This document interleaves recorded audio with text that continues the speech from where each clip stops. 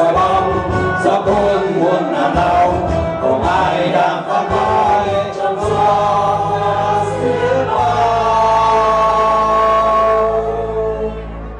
Mãi nước thiêng liêng còn ghi chép xanh thời liệt oanh của bao người xưa chung trái.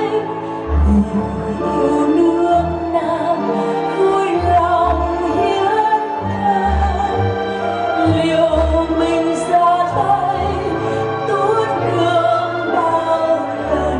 Dòng nước trắng xóa dưới trời còn nắng, từ xưa nêu cao tấm gương anh hùng. Dù có sấm sét bão hùng mưa nắng, tầm gian nghĩa tròn dòng xoay tròn.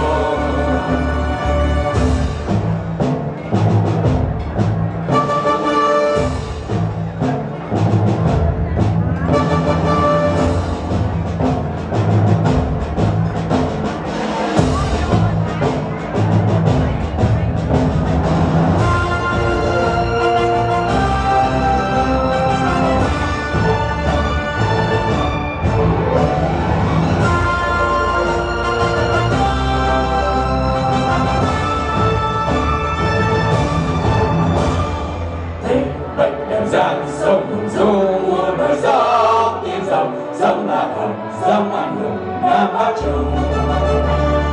Trên dòng sông cuồng phong khởi trong chiến hào.